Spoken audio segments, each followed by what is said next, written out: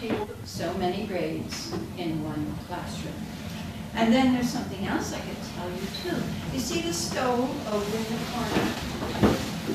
Well, if that stove had been in that corner when the school was in session, sit down, sweetheart. Why, you would have been cool, wouldn't you, on a cold day? That stove would have been a long way away from you. You would have been kind of chilly. So, when the school was in session, the stove was in the middle of the room so that everybody got to eat. That was a nice idea. All right, so the teacher had all of these boys and girls, and, you know, books were very, very few and far between. They were very expensive. So sometimes the mothers and fathers had to buy pencils and papers and books and that sort of thing. So if they had several children in their family, they would buy the necessary book, and mother would put a cover on it, like this. See? She put a heavy cover on it. That protected it. And so when Mary came and reused this book, this happens to be a spelling book. Would you look at it? A spelling book. Of course, when I look at the words, I think they're about 5th or 6th grade words. But not very attractive like your books today, is it? Well, anyway. So we'll say that Mary's in 5th grade and Mama has to buy a spelling book. So she puts a cover on it, sews it on nice and tight. And then when Mary's younger brother, Johnny, is in 5th grade, he uses the book. And after a bit, maybe they have a sister, Nancy, and she comes along and she uses the book. So the same book gets used over and over again. And that was why it was necessary to take such good care of it. Now this book has a publisher's date I thought I knew, oh yes, 1846. So that book is well over 100 years old. It's had a lot of use. And that was the sort of thing that they had. Now, not so very long ago,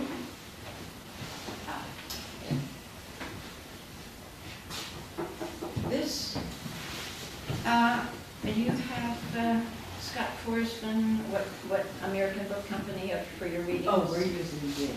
Gin. Mm-hmm. All right. You think of your reading books, the storybooks that you've had. And look at this one. Yours has nice print. It's bigger, isn't it? Yeah. And it has colored pictures, doesn't it? Yeah. Well, this is the kind of book that boys and girls a few years ago used. And this one, this is made of mineral, so you know that's, this is 1899. And we have another one here. You're in 3rd grade now. Next year you will be in 4th grade if you're very good boys and girls. And this is a 4th grade reader. Think about it. There are very few pictures, and what there are just black and white. Not a very interesting book like you have today. And of course there were no libraries. How many of you go to the library? Well, good. That's wonderful. You all go to, and they have such beautiful books up there. I'm so glad. And you use the school library? Oh, yeah. And you use the school library. Wonderful. So you see, books in days gone by weren't anywhere near as attractive as the books that we have today. Well, how did the boys and girls write? Well, how did they do their lessons?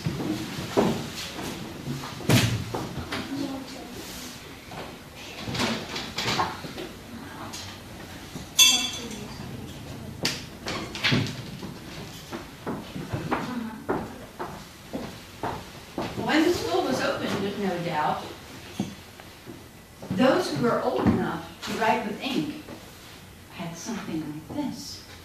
It is a goose feather, and it's taken from the wing of a goose. And then Father took a very sharp knife and curved this and made a little split in it, and that was a pen. Now, of course, today, what do you use? A pen, what do you call it, a ballpoint pen? Yes. Imagine this compared with your ballpoint pen of today. Well, they had to make their own ink. And those who were big enough could learn to write with ink with a quill. Well, later on, they had a different kind of pen. But every boy and girl who came to school had to come to school with a slate and a slate pencil. So, when it was time for 3rd grade spelling, you tell me one of the words in your spelling book. Doorway. Doorway, all right. The teacher says, all right, 3rd grade boys and girls, this is our spelling lesson today. Doorway. So they write, I'm writing it big. All right, tell me another one. Another one. Wagon. Wagon? Wagon. Wagging, all right. Well, now that's a rule that you have to remember, isn't it?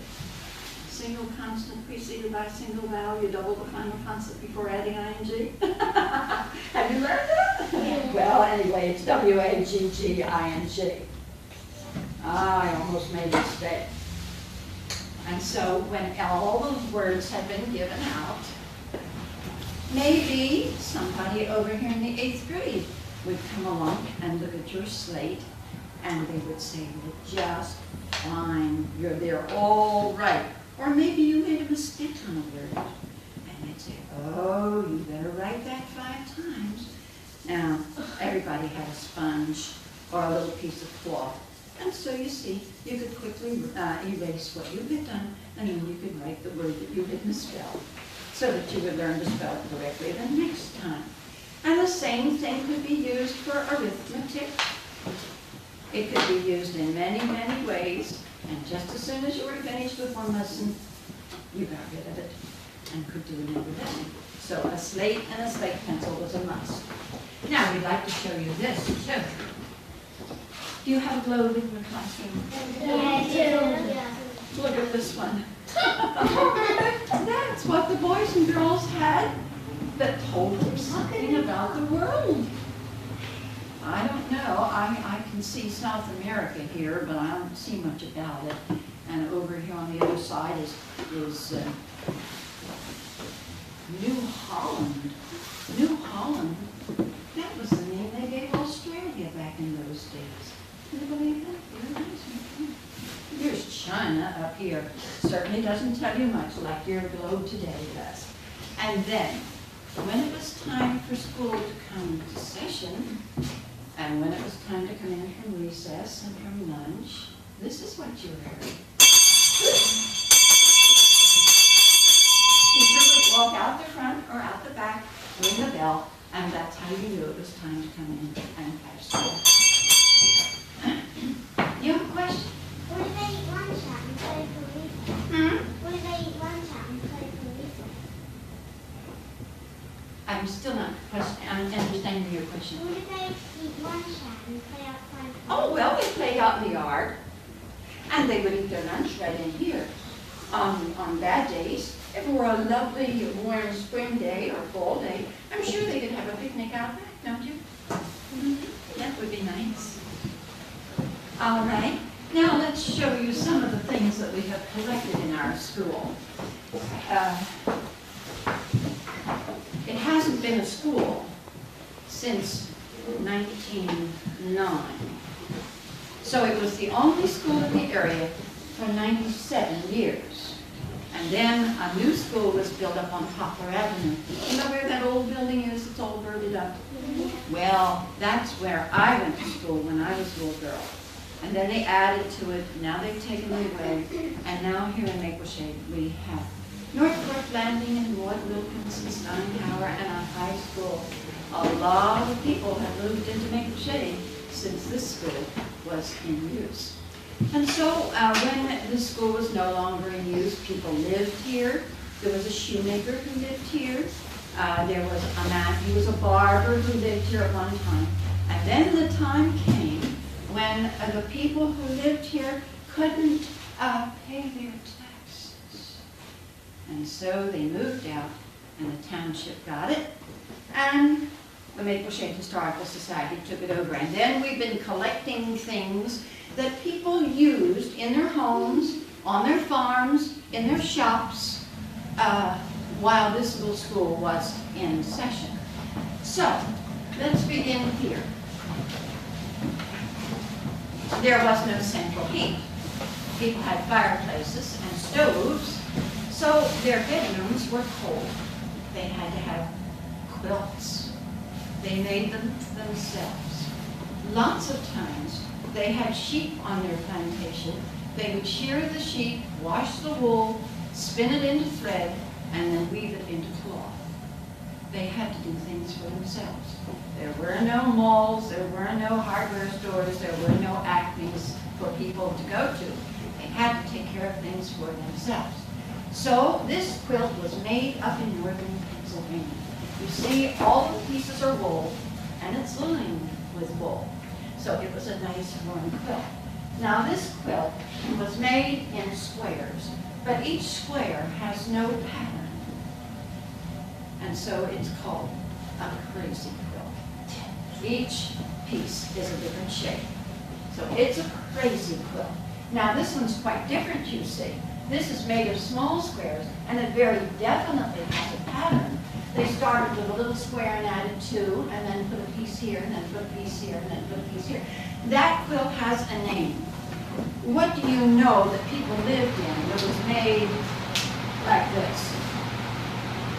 A long time ago, what did people live in? That was where one thing was laid on top of another. What? A log cabin. You are good. This is a log cabin quilt. And it's all made of silk. And because it was made for a young Quaker lady, they used their summer dresses and their winter dresses to make the pattern that was in her chest. We have some things over here.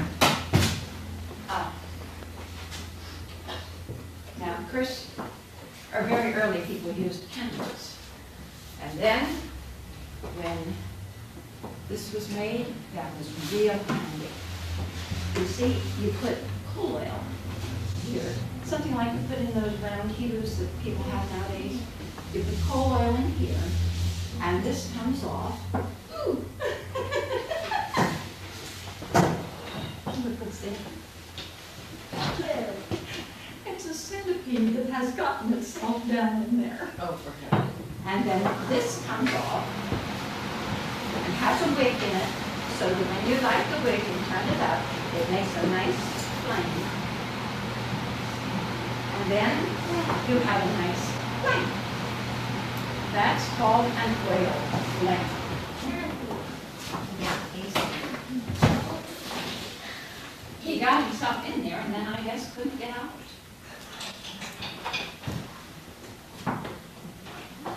These are things that people use in their kitchen. Now you know what this is, don't you? That's a roll of high crust and anything that you want to squish. But what is this? That's a masher. But it was something used, what do you think it was used to mash? Potatoes. This was a potato masher. Of course you can mash pumpkin for pie and squash and whatever. And then, since I said, you know, there weren't any 5 and 10s and there weren't any hardware stores, a father in the evening had to make mother things to use in her kitchen. So you see, he took a piece of wood and he whittled out a stirrer, a paddle, something that she could use to stir applesauce or a cake or anything that needed to be stirred on the stove. She used this. And he also could have made her a little spoon so that she could dip. And here is a funny little old fork. And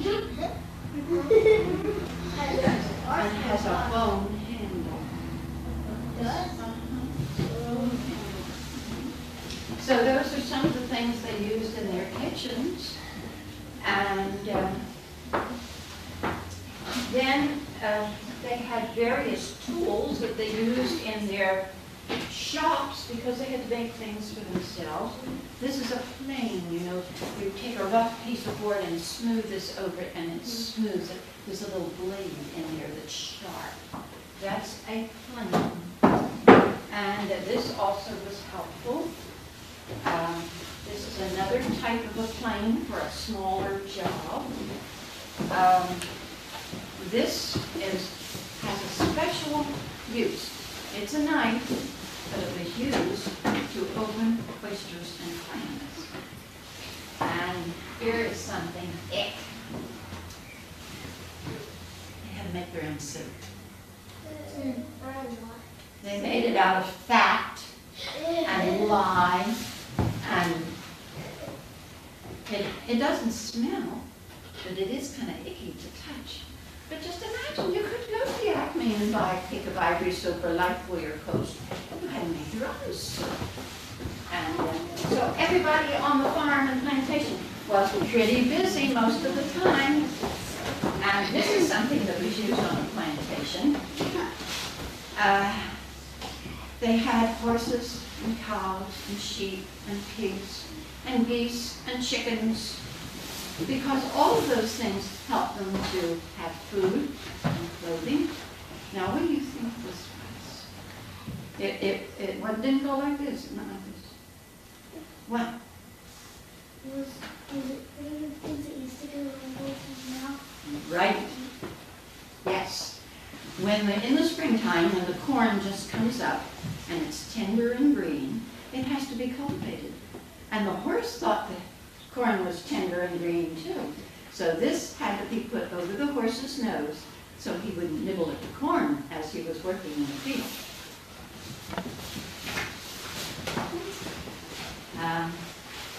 A long time ago, there was a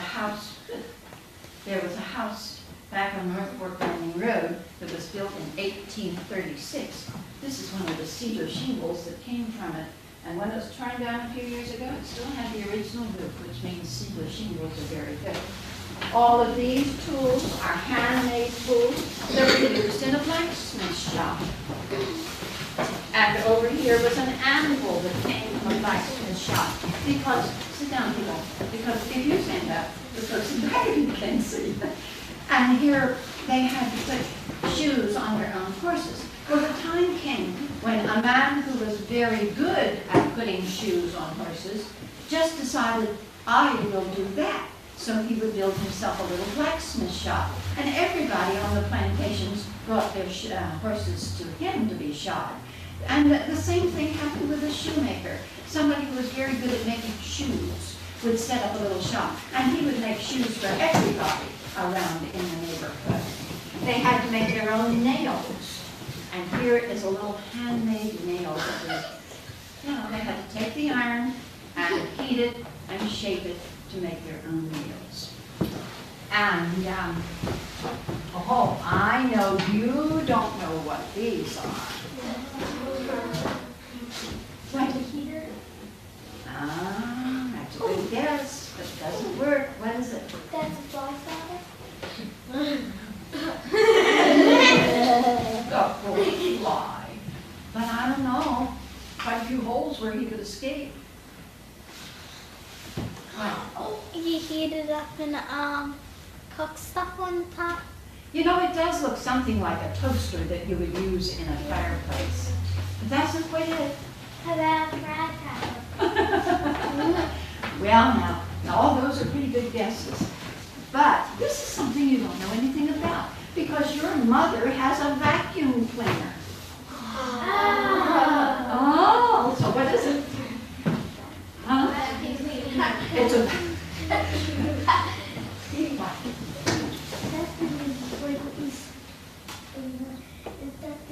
Would you sweep it off with? No, I'll tell you. Before there were vacuum cleaners, there were brooms. But brooms didn't do too good a job on the carpets. So every year they took the carpet off the floor, hung it over a line in the backyard, and they went bang, bang, bang, bang to get the dust out of it. And these are carpet beaters. And that was always your job at your plantation.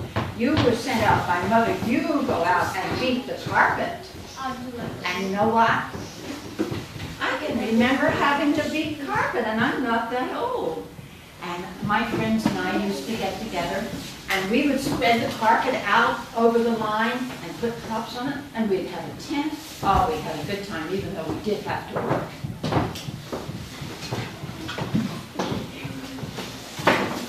Now, we spoke about the little stove. It stood in the middle. It burned coal. Do you know coal? Yeah.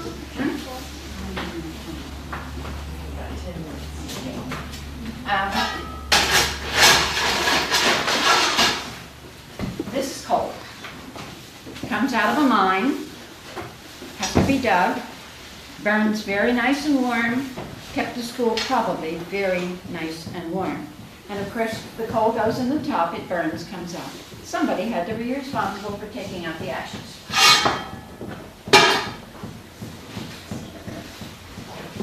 These are lanterns. There wasn't any electricity, so when people went out at night, they carried a lantern with them. And then they could see the mud puddles and the places where they didn't want to walk. Also showed that there was somebody coming along. If they had a wagon, they tied the lantern under the wagon, and that lighted the way. There were no automobiles, you know. And this was a railroad lantern that the brakeman used to signal to the engineer that everything was all right, the train could start up. They were very hungry.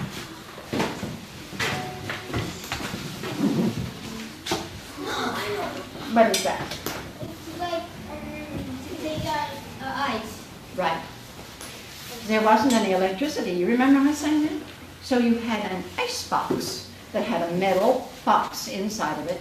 And the iceman came around in the summer every day and in the winter twice a week. And he would get you a piece of ice and carry it in, put it in your ice box. That's how you get your food. I guess the most interesting thing and the oldest thing we have here in the school is this contraption here. It has 4 legs. You could sit on it. What do you suppose it was called? What? The seesaw? It doesn't go this way, it stands down. What do you think it would be? Called a horse.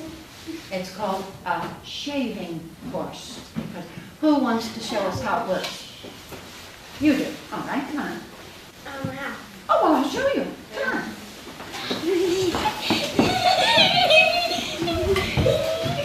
Sit on it, facing that way. That's it. Now, you are going to make something smooth that you need in your carpenter work. So, you take this piece of wood and you put it under here. Then you take your foot and press on that lever. What does that do to that? Holds it down tight. All right, then you can take something like this, which is called a draw knife, and pull it over that piece of wood and make it just as smooth as you want to. This was a labor-saving device, you see. You could sit while you could work while you were sitting down. So this was called a shaving horse, and this came from the barn of that old house that's over on Route 73.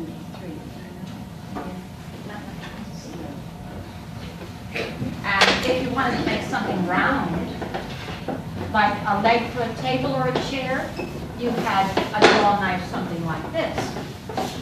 And you know what that is.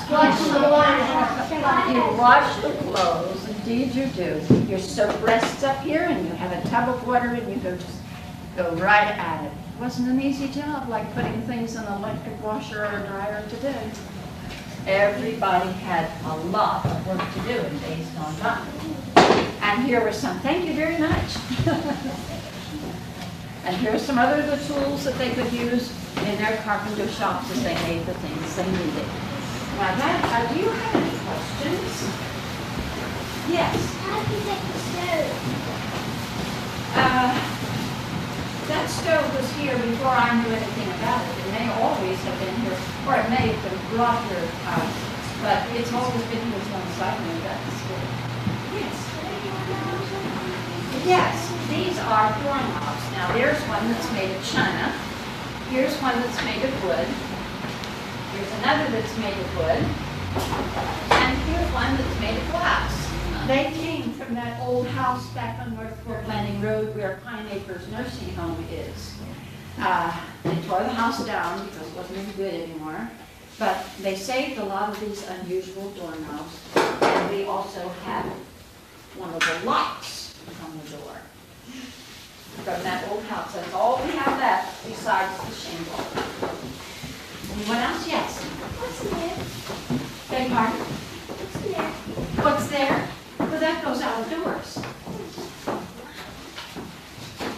This, do you know what this is? I am around the cow's neck, so you know where she is. There are a few things. Oh, we didn't show you these.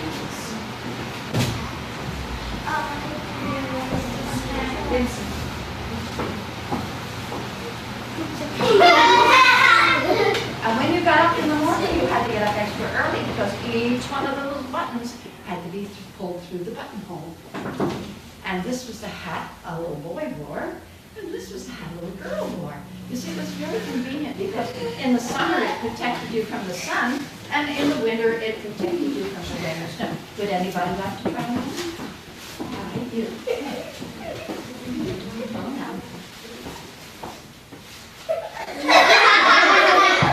That was pretty nice, wasn't it? See how that protected it? Good. And then out in our yard, when you go out, maybe you'll have a chance to see, there is a big hoop. It was the rim from a railroad engine. And it was our first fire siren. Had a big mallet that when there was a fire, all they had to do was pull on the handle and the mallet would fall down and make a big sound that could be heard a long distance. Well, when we had our 200th anniversary at the Bicentennial, the oldest fireman in Maple Shade, Mr. Moore, came down here and he used this mallet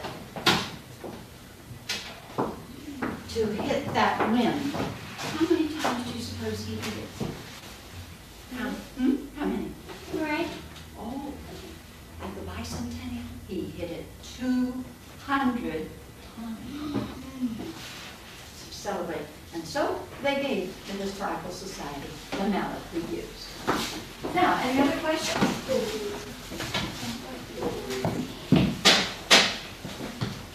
Yes.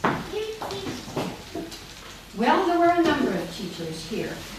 Maybe the first teacher was a gentleman by the name of Mr. Baybury. We're not sure. He had a little school over the other side of the creek before this one was built. He may have been the first teacher because he was one of the owners of the school. Now, a man by the name of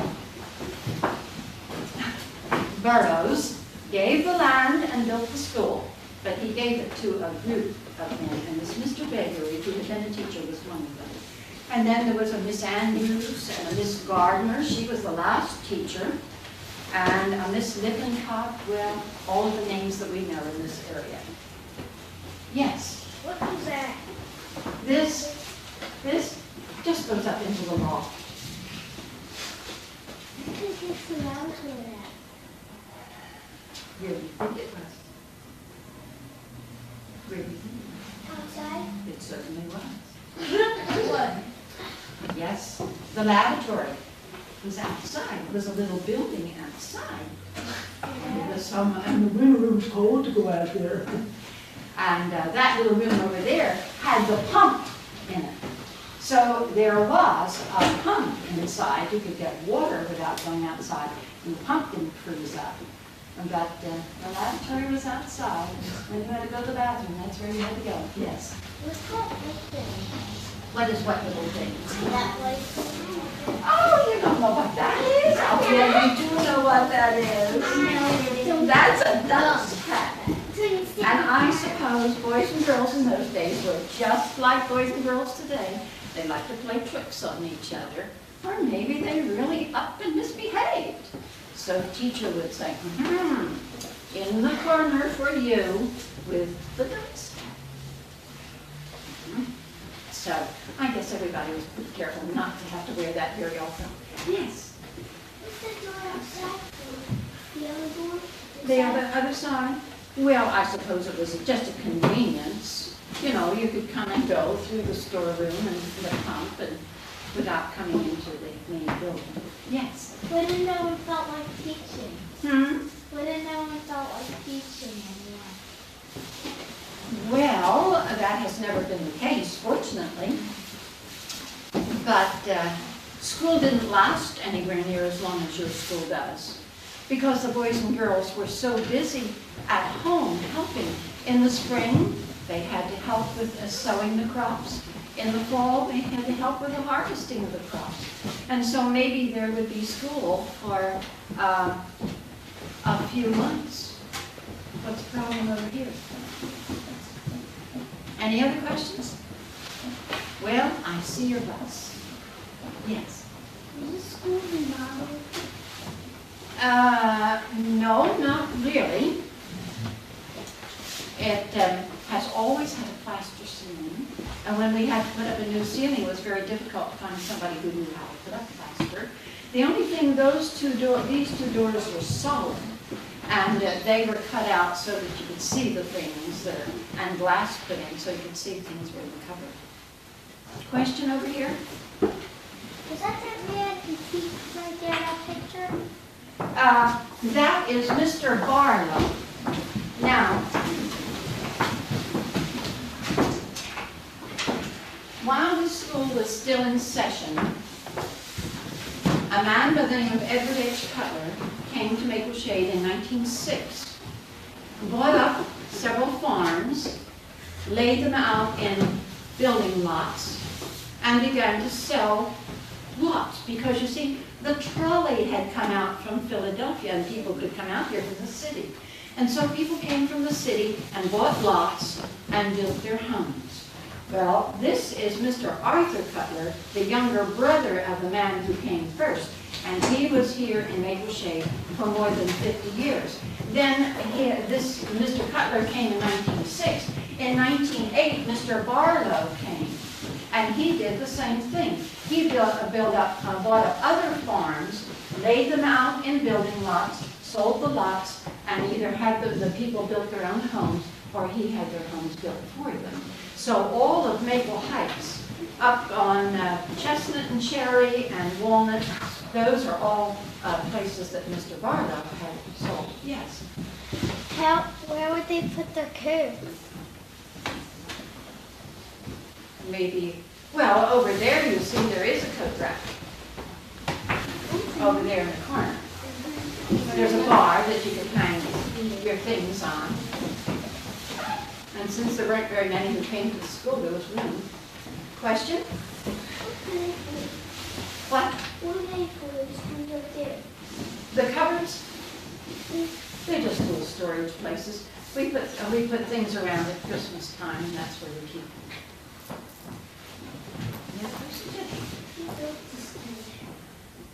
Well, I don't know exactly who put the bricks one on top of the other, but a man by the name of Burroughs gave the land and paid to have the school built.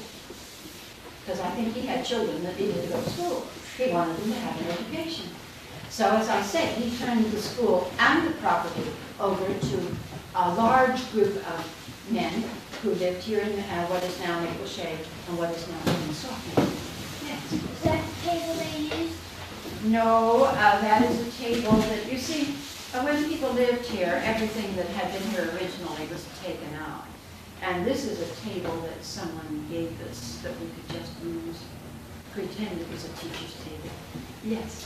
What's in there, that thing? Well, there are ever so many things in that cabinet that are small.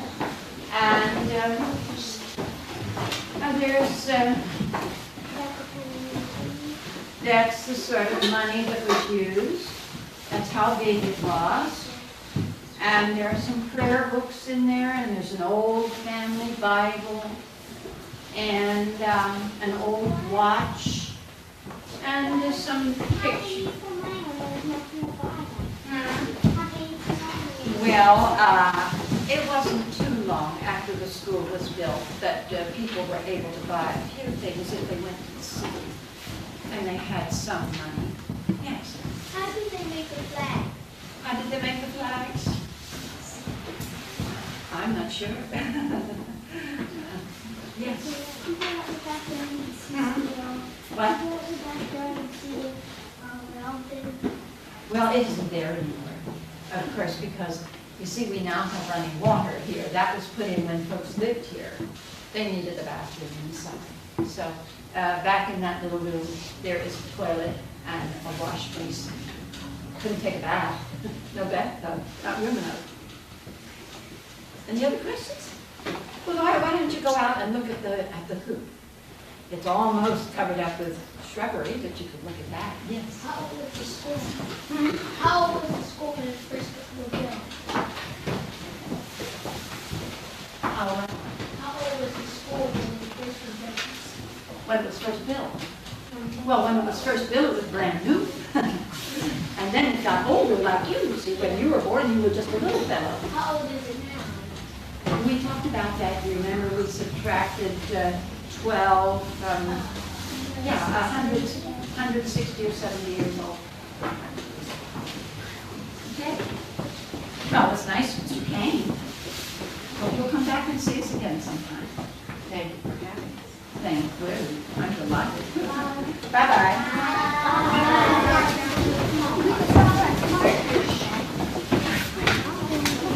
There she is. Jolie.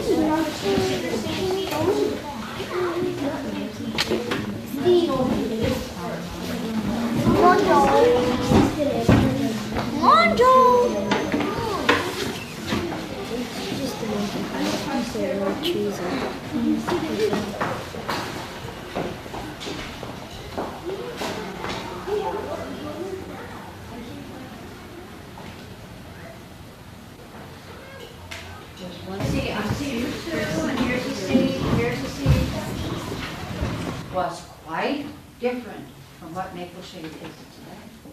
We have houses everywhere in Maple Shade. But back when this school was built, there was a house way over there, and a house way back here, and a house down the other side of Haddonfield Road, and a house over here. There were houses, a few houses, but they were a long distance apart because people lived on big farms that they called plantations. And the folks who lived here were the Burrows, and the Coles, and the Matlacks, and the Roberts, and the Stiles, and the Olsons. And so they thought there should be a place for their boys and girls to go to school. And a man by the name of Burrows, who owned all of this land, said, I will give the land and I will build a school. So in 1812, this little one-room school was built on land that Mr. Burrows gave, and then he turned it over to, I guess you would have called them, a board of education, a group of other men who would be responsible for running the school and seeing that there was a teacher here. And the interesting thing was that school in those days was not like our school today. The boys and girls had a long way to come. Sometimes they had to walk. And on bad days, I'm sure their father might have hitched up a horse and brought them to school in a wagon. And when I was writing a history of Maple Shade, I found that there was a man by the name of Stiles who had a great big sleigh. And in the wintertime, when it snowed, Mr. Stiles would get out his sleigh and hitch up the horse to the sleigh, and he would go around gathering up the boys and girls and bringing them to school. So they had a school bus like you do, but it was a very different kind of bus, and nowhere near as many people on the bus. But I think that was rather a nice thing for him to do. He lived up on Stiles Avenue, so they named a street for him and for his ancestors. Do you know what an ancestor is? What? Relative? Yes, they certainly are relatives. But they're your grandmothers and your great-grandmothers and your great-great-grandfathers. They are your ancestors. All right, what was the school like? There weren't many boys and girls who came. So all of the boys and girls came to this one building, no matter how old they were. So you had the little boy over here, who maybe was 5, and he was just learning to read. And we had a little girl over here, who maybe was 6. She learned to read last year, and now she's learning to write a little bit and do some numbers maybe. And then we had 2 people over here who might be 7. They're even further along. And we have 4th, 5th, 6th, 7th, 8th grade, all in one room and just one teacher. So what happened was that when the teacher was working with 4th grade, maybe an 8th grader was helping the little 1st grader with his reading. It was everybody helping everybody else. It was the only way you could get along. And as I say, school didn't last anywhere near as long as it did for you, because every boy and girl who lived on the plantation had a lot of work to do. The people who lived on plantations had to make everything for themselves. They had to do a great deal for themselves.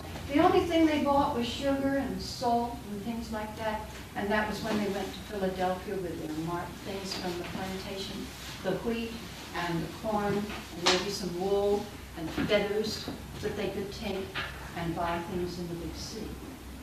So you see, life was very different then, and school was very different. The books were very different.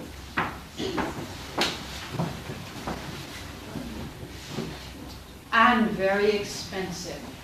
Now this happens to be a spelling book. I think probably a 4th or 5th grader would have used this spelling book. But what happened when Mother had to buy the book, because all books had to be bought by your parents, she put a cover on it, you see. And when Nancy was in 5th grade, Nancy used the book. And when John came along and he was in 5th grade, he used the book. And when the next child in the family came along, he used the book. So that book got a great deal of use. Now, the copyright date on this book is 1846. So you see, this little book with its cover is way over 100 years old. Now, you think of your reading book. Home. Yes. And those are very nice books. You're in 3rd grade now, but next year you will be in 4th grade. This, boys and girls, is a 4th grade reader, and it doesn't go back too far. It was used in a school up on Poplar Avenue here in Maple Shack, grade 4 in 1888. But look at it compared with your lovely books. Not anywhere near as attractive. You see, no pictures at all on this page. And what pictures there are, well, you have to hunt for a picture. There's a picture. And it's just in black and white. Not anywhere near as attractive as the books you have today, is it? And you have some beautiful books. Now, I know you have a school library. How many of you go to the public library up here in the municipal one? Well, good, that's wonderful. They have beautiful books up there that you can take home and enjoy. So we have all of these old books that we've collected. And we have some other things that were used very early in the school. When a person was ready to write with ink, they had something like this in the very early days. This was a feather from a goose's wing. And so when they pulled the feather from the goose's wing, you know, they used the feathers from the goose for so many things, for pillows, for quilts, even for great big feather beds that were squished down in the wintertime and was so warm. Father would take a sharp knife and he would shape the end of a quill and make a little split in it, and that became a pen, and you had to make your own ink. That's how folks first learned to write. Compare that with your ballpoint pens that you use today. A lot different, isn't it? And you have a globe in your classroom? Well, this is the globe the children had in their schools in 1850. Surely doesn't tell very much about the world like yours does it? And, well, you can see the continents and you can see the oceans, but that's about all that globe shows. And then, no one came to school without their slate and their slate pencil. Everybody had that. We have some blackboards back here. And the teacher could put the lesson on the blackboard, and the boys and girls would take their slate. Well, suppose it were an arithmetic lesson. The teacher would put it on the board for the 3rd grade, and you would take your slate and you would copy down the little examples that she had up there, and you would do the work. And when you finished, maybe the teacher would ask one of the 8th graders to come and see if you had done it well. If you had something that was wrong, he would tell you, and you would have to do it again. So maybe they would go along and give you some nice C's. This also could be used for the spelling lesson. Can you think of one of your 3rd grade spelling words? Adult. Dog? Adult. Adult. Adult. Oh, a grown-up person, of course. I think I can spell that. See? And then think of another word. Act. A-C-T. I can spell that.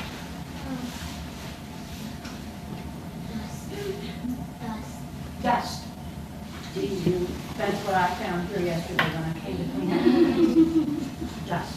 All right. Well, there are your spelling words. And maybe a 7th grader who knows all about spelling comes over and says, well, you did very well indeed. And so maybe you have another lesson. They had a sponge or a piece of cloth. I'm just using my fingers. So you see, when you were finished with it, you just erased it and started again. You had both sides of your slate. It was a very handy thing. Pencils and papers, they were very expensive. So you see, the slate did a good job for us. And when it was time for school to call, you probably saw the bell up on the belfry. There probably was a bell later on, but when the school was first built, maybe not. That bell came from a firehouse in Haddonfield. One of our very early residents, Mr. Spencer, when Haddonfield was going to get a new bell, got the bell and put up there. But this is what the teacher used. When you were having recess or when it was time to come in from your lunch period, she would go out and she would just shake the bell. And you knew it was time to come in.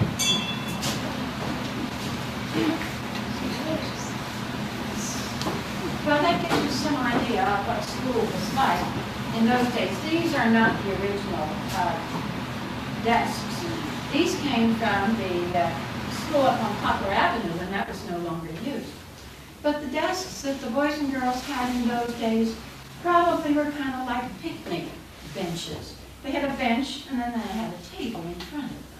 Maybe it had a little shelf underneath, but it was very, very different and nowhere near as comfortable as our desks today. Question? My uncle, he has 2 desks in computer's conference. Yes. Why are the desks like this the wood is really made? Beg your pardon? Why are the desks like this, a chair here and a desk here? Well, that's the way things were in those days. We hadn't yet thought of separate desks and separate chairs so that you could move them all around and work in groups and that sort of thing. It's very nice the way you have it today. But originally, these were nailed to the floor. You couldn't move them. And then somebody got the idea, well, if we can move them around so we can have the proper size for everybody. So they took them up and fastened them on these slats that you see. So they are movable. Question? Honey, you'll have to speak louder. With this going, I don't hear you. That's a good question. Yes. A long time ago, when this school was first built, one of the men who was on the Board of Education, you might call it, was a man with the name of Beggery. His last name was Beggery. And he had a little school over the other side of the Pennsylvania Creek. So it was just possible that the first teacher here might have been Mr. Beggery. We don't know. And then later on, there were teachers whose names Roberts, Lippincott, Andrews. The last teacher's name was Priscilla Gardner, and that is her picture. She was the last one to be here. Question? Did they eat lunch here? Oh, definitely. Yes. If it were nice weather, of course, you could kind of have a picnic out in the playground. But in bad weather, you ate your lunch right in here. Did they ever get cold? Well, I don't think it was, would get cold because you see there's a stove over in the corner. Well, if that stove had been in the corner during the school time, this little girl would have been kind of chilly on a cold day. So when the school was in session, the stove was in the middle so that everybody got heat. I think it must have been very pleasant. Yes. How much screens on the These No, one outside. protection. You know, some people don't know to leave other people's things open. So you notice that all of our windows have heavy screens. Know what, don't you? Yes. What is that down there? Oh, that goes up into the loft. It's a little storage area. Yes. What are the holes in the desks for? Oh, well, when we no longer used a quill pen and we had steel pens, then the desks had inkwells in them. Now, this one seems to have a cork, and that fits in that little hole. This one was a little different. This comes off. You could pour the ink in and then put the lid on. Then when you were finished with it, you could close the little slot. Yes? Are these desks open? No, they have a little shelf underneath.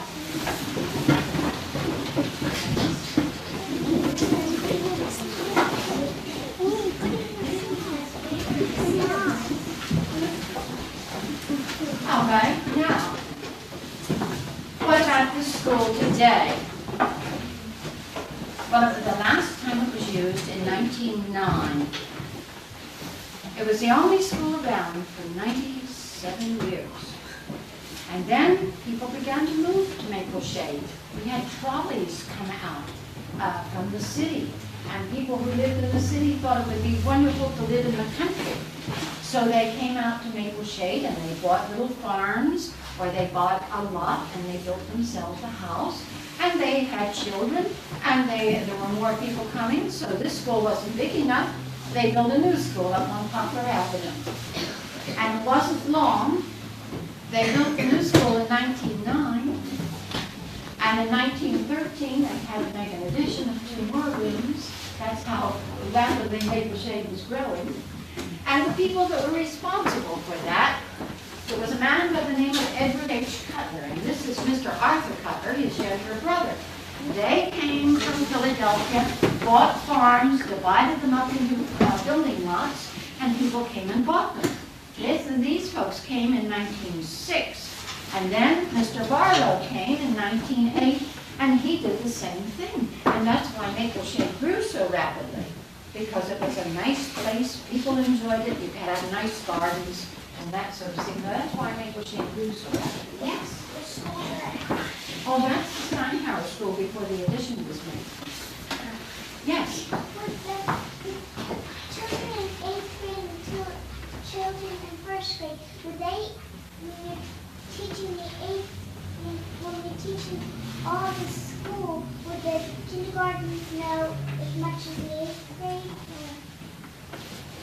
Well, I suppose they did kind of learn from one another, don't you think? Yeah. I think if you were in 4th grade, you might listen to what the 7th graders were doing. And maybe if you were a 7th grader and having a hard time getting along, you might listen to the 4th grade. I think it was a pretty good idea to listen to what was going on. Yes, What's that door for? that goes out of doors. Yes. Were they some of the tools that they used? You want me to tell you about those? Yeah. All right, let me tell you, begin up here, and we'll go around the room. When this was no longer a school, people lived here. There was a barber, and he moved out. He was a shoemaker, he moved out. The last people who lived here, they weren't able to pay their taxes. So they moved out, and the township took it over. And that's when the Historical Society took the building over in 1956. And so we try to keep it in good shape. And then we've been trying to collect things that people used in their homes, on their plantations, while the school was in session. So up here we have a couple of quilts. Back in those days, the plantation owner had sheep.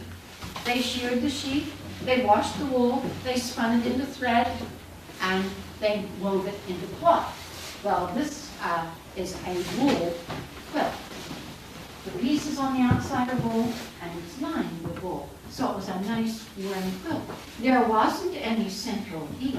They had fireplaces, or they had stoves in some of the rooms of their house. The bedrooms usually were pretty cold, so they needed nice feather beds, feather pillows, and warm covers.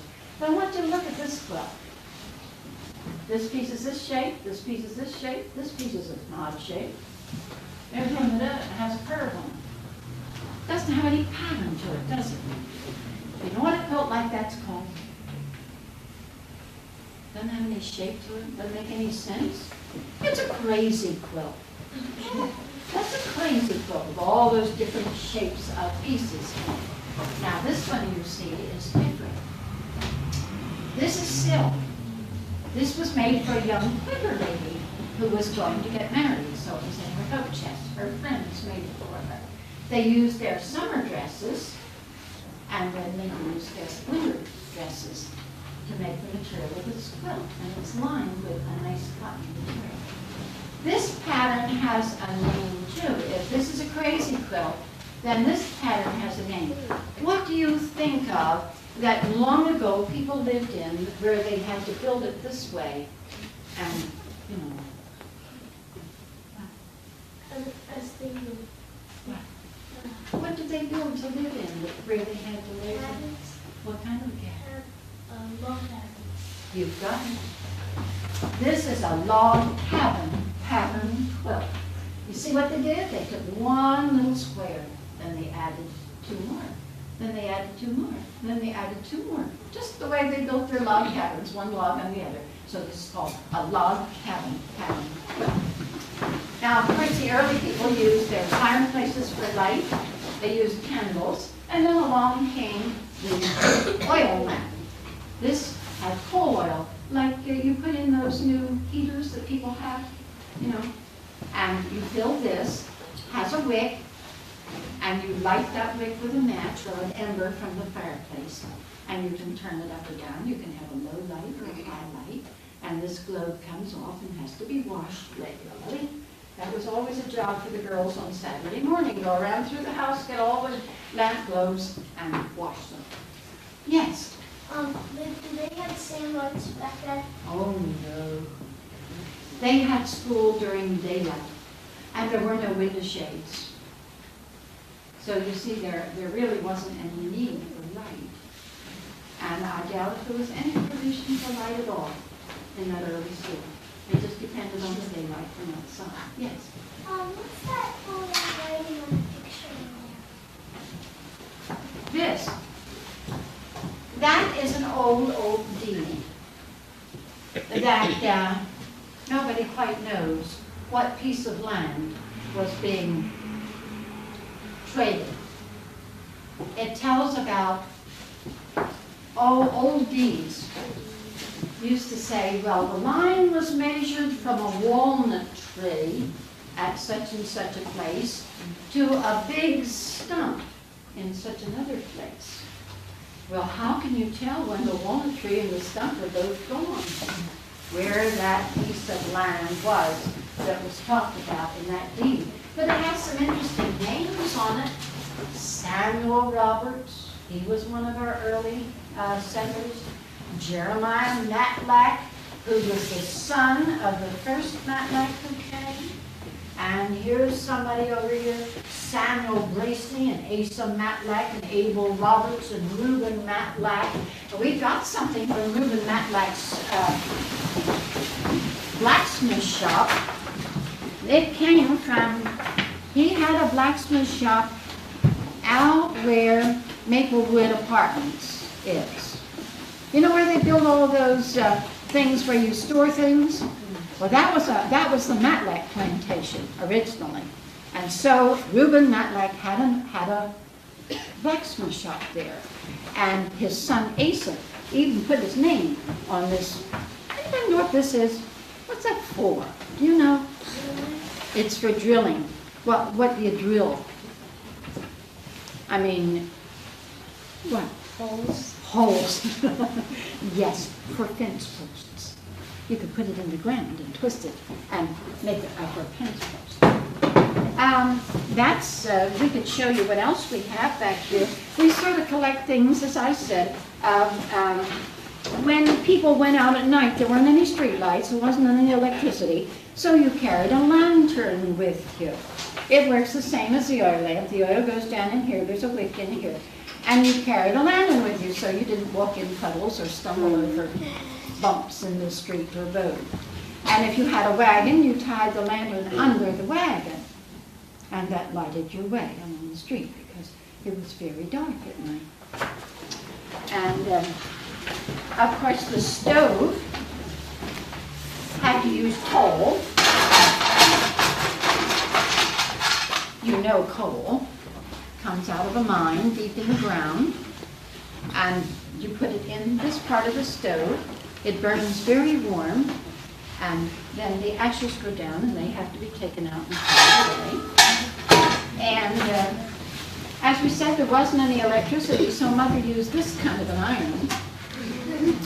She had to put it on the stove, and it would get hot. Maybe she had 3 or 4 of them. And the handle comes loose. So you see, she could put her iron on the stove and keep it warm. Then when it got too cool to use, she would go to the stove and get another one on the same handle. It was very convenient.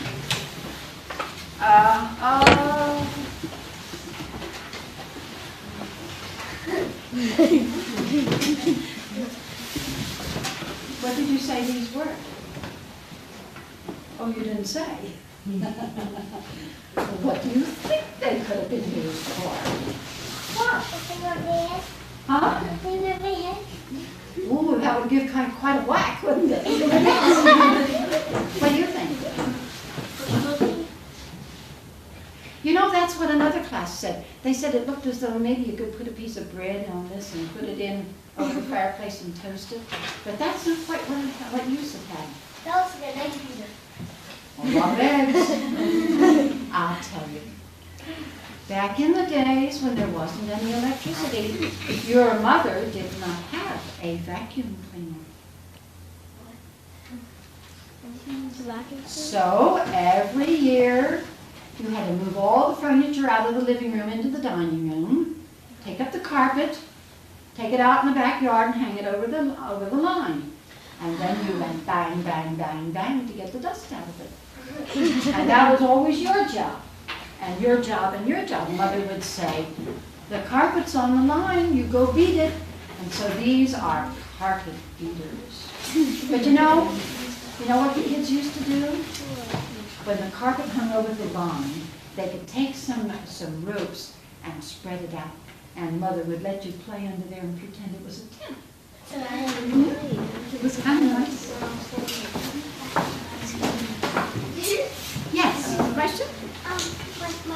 At this down at the shore, I didn't know how to shake the mugs out. So my friend Chucky, he put it over the line and he told me to beat it with the broom. There you are. What are them plaques over there? Oh, they're nothing historical. It's the Cutler Agency sponsored a team. You know, They had softball teams and soccer teams, and somebody had to sponsor them. Oops. Well, Were there any trees around here when they built it? well, I would imagine so. I would think probably there were quite a few trees around here. Yes. Listen. You know, don't you? Well, in the springtime, when they planted the corn, and it came up about this high, it was young and green and tender. And of course, it had to be cultivated to keep the weeds out. So this they put over the horse's nose because he thought the corn was young and green and tender and would taste delicious. So they had to put this over his nose so he wouldn't eat the corn while he was helping to cultivate it. Yes? Hmm?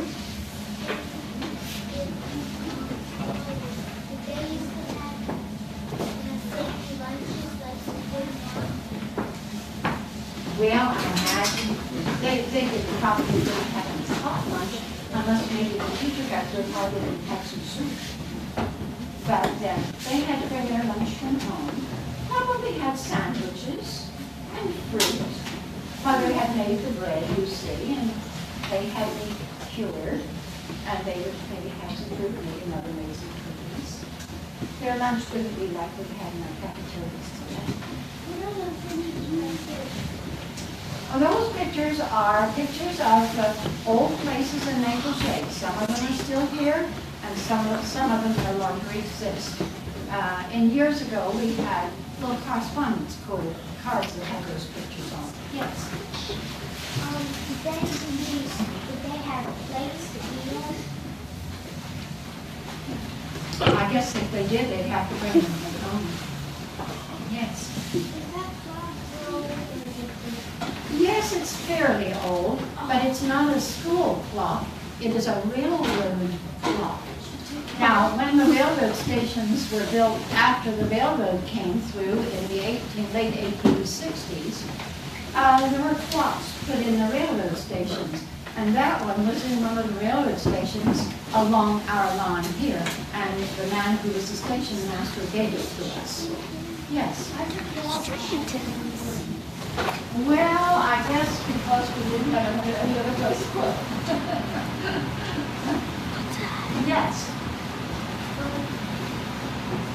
What would the teacher do if the kids were there? It's over there in the corner. A dunce hat. See that tall pointed hat up there? Well, somebody made it. And you just, if anybody, I think boys and girls then were like boys and girls now. They like to tease a little bit sometimes. Or perhaps they just did things that they knew they shouldn't have done. So the teacher said, all right, you go over in the corner, and we will just put the dunce hat on you, and you will be embarrassed, and you won't do that again. All right, now we have some things over here we want to show you. Kind of interesting. You had to get up early in the morning when you wore shoes like this, because each one of those buttons had to be pulled through the little buttonhole. And you have a little special hook for it. And then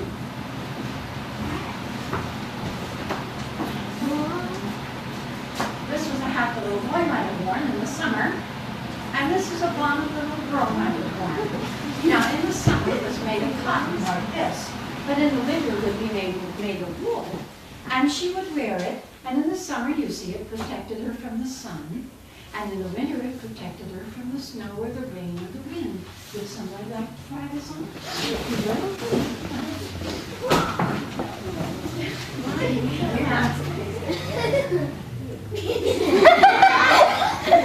Isn't that nice?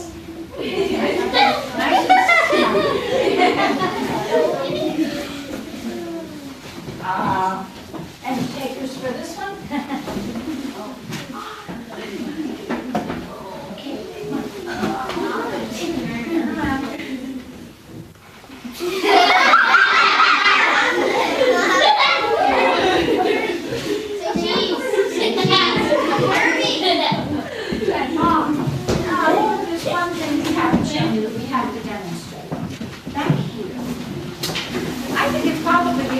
thing we have in the school here. It's this thing. Has 4 legs, has a head. You can sit on it. Sit down. What do you think it might be called? What? Horse. What kind of a horse? A shaving horse. Right. Who wants to come and show us how this works? Oh, why don't you come? Get on the horse. That's it. Now, you are going to smooth a piece of wood for something you want to make.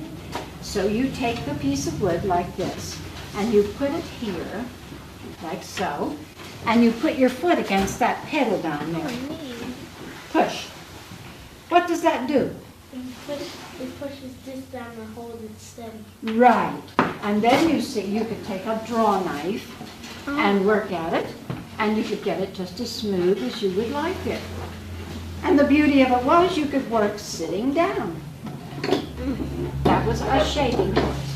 And if you wanted to make something round, then you have a little different draw knife if you wanted to make a table leg or a chair leg or something like that. So this was called a shaving horse. Okay, thank you. And that came from a barn over at that big old house on Route 73 that's all pretty and white now.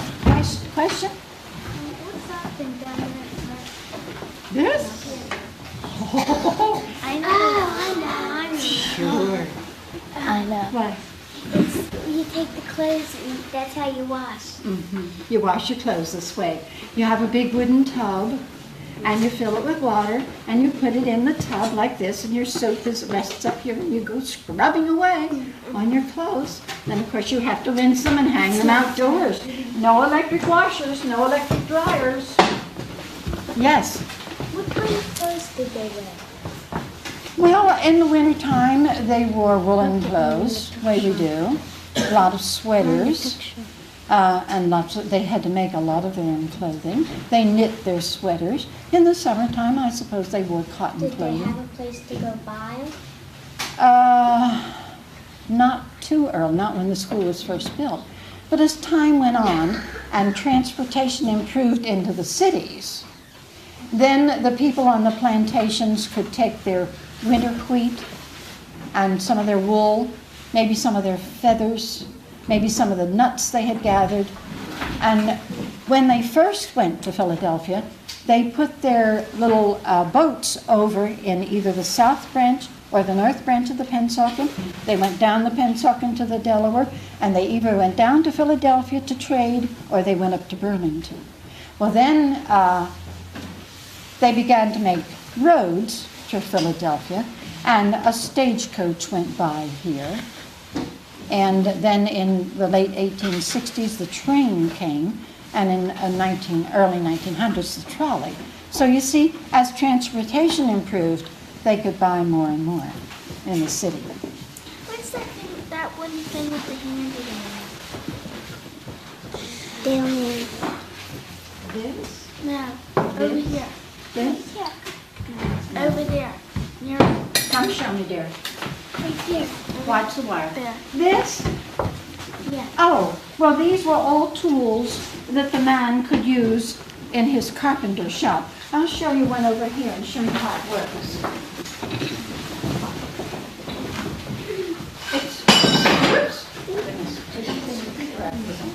This is a plane, and you see this has a blade and it's sharp, and it fits in here in some fashion. It shouldn't come out. It didn't before.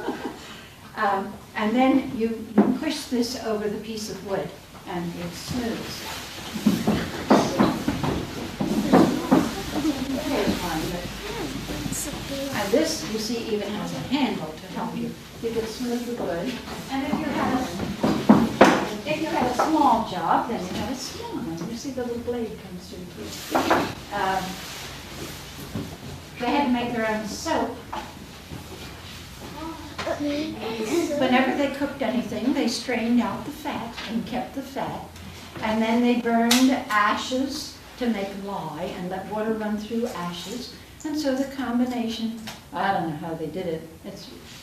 This one doesn't smell some, but I've smelled some homemade soup. They smell dreadful. But that's how they got sued. They couldn't go to the Acme and buy eye for your life. And make their own soap. Yes. Oh my gosh. Rather. I think they were rather expensive. Yes. How old was the school back then? That was after people moved out and before the Historical Society took over and again put it back in good shape. Had to have a new roof, had to have a new ceiling. The floor had to be redone. There were a lot of things that had to be done to make it presentable. It was repainted, and those doors were solid, so we had the doors cut so that you could see what was in them. Excuse me, Mrs. Cutler, I see you like this. Okay, one more thing. The bus is out there with the boys and girls. When you go out, show them the hoop. Okay. And you can tell them Yeah. that. The hoop, it was our first fire alarm. Yes. Okay. And one thing I just wanted to mention we were talking about, I just noticed up here, was, remember we mentioned the Lawning tennis club that they had in Maple Shade? There's a picture of it. There's a photo. So, other things we talked about, see? Okay. Can you subtract 12 from 83? Because it's now 1983. Can you subtract 12 from 83? Now think about it. Here's an 8 and a 3. And here's a 1 and a 2. 2 from 3 is 1.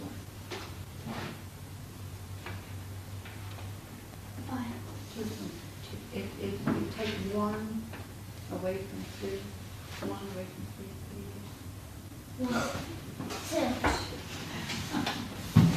2. And if you take 12, well, anyway, this school's 171 years old. It was built 171 years ago. And it was built by a man by the name of Burroughs. He owned all of this land, and he had children, and he thought they should go to school. So he said, I will donate the land, and I will build the school, and our children will have a chance to go to school. So he did that, and then he turned it all over to a group of men. And these men lived in what is now Maple Shade, what is now Pennsauken, because the boys and girls came a long distance to this school. Maple Shade in those days wasn't like it is today. Today, you can hardly find a lot in Maple Shade that doesn't have a house on it. In those days, there was a house over here, and a house back here, and a house down there, because people lived on big farms that they called plantations. And there weren't many children, maybe 8 or 9 who came to the school when it was first built. And so maybe the first teacher was a Mr. Bedbury, we didn't know. But Mr. Bedbury was one of the men to whom Mr. Burroughs turned over the running of the school, and we know that he had a little school over the other side of the Pennsauken, so it's just possible he was the first teacher. But school in those days wasn't like your school. The boys and girls who lived on the plantations had a great deal of work to do, because everybody had a job. Everybody had to help. They had to do so many things for themselves. You see, there wasn't any Acme store, and there wasn't any hardware store, and there wasn't any baker shop, and there were just a lot of other things that there weren't. So people had to do for themselves. No 5 and 10, imagine no 5 and 10, where you could buy things that you needed. Well, everybody had to work. So, in the springtime, the boys and girls had to help with get the crops in. And in the fall, they had to get the crops out. Harvest time, everybody had to work. And so maybe they would have 4 or only 5 months of school, where you had parts of 10 months of school. All right, it was different. And they had a long way to walk to come here. Many of them had to walk. Somebody came from way down the other side of Iron Rock Park Golf Course. That would be a walk. and somebody came from way over the other side of the Pennsylvania Creek. But one nice thing that I found when I wrote a history of Maple Shade was that there was a man by the name of Stiles who lived up on Stiles Avenue who had a big sleigh. You know what a sleigh is? Mm-hmm. It's like a carriage, but it's on runners that goes on the snow. And so whenever it snowed, this Mr. Stiles would hitch his horse to his sleigh, and he would go around and pick up all the boys and girls and bring them to school.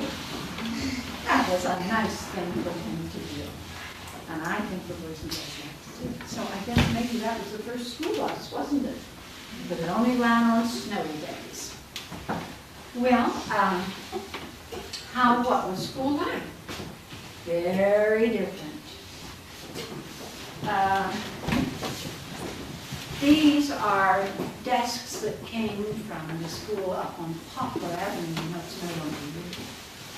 Because after this was no longer a school, people lived here. And the last person who lived here couldn't pay his taxes per soul. And so the school became the property of the township, and that's how they started the society then. But when the folks who lived here, all the school things were kind of moved out.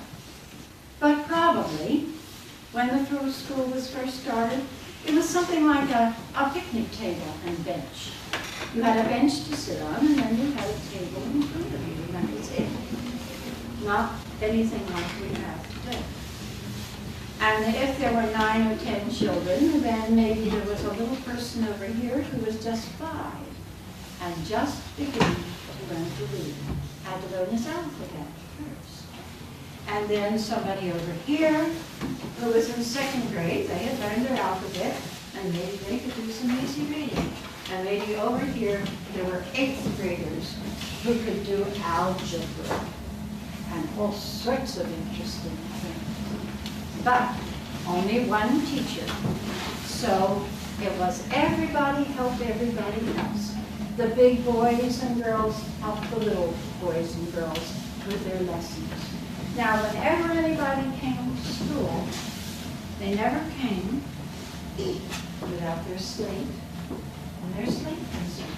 Because the pencils that you know, and lots and lots of different kinds of paper that you use in school, they didn't have that. They used their slate. And if the teacher was going to put the 3rd grade arithmetic examples on the board, see, there's slate boards back there. If she was going to do that, then you would take, if you were 3rd grade, you would take your slate and copy the examples that she had put on the board. And then you would, and maybe she would ask one of the 8th graders to come over to see if you hadn't done it correctly. If you had a mistake, they'd tell you you have to do it again. Well, suppose you're adding 6 and 9 and 8. I don't know what 3rd grade arithmetic is now, but or suppose you were subtracting 8 from 16. You would copy it down, and then you would put the answer. And somebody would check it and say, oh, good, you did well.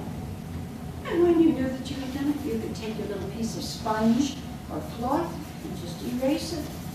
You would be all ready to start again and see both sides you could use. Can you think of a 3rd grade spelling word?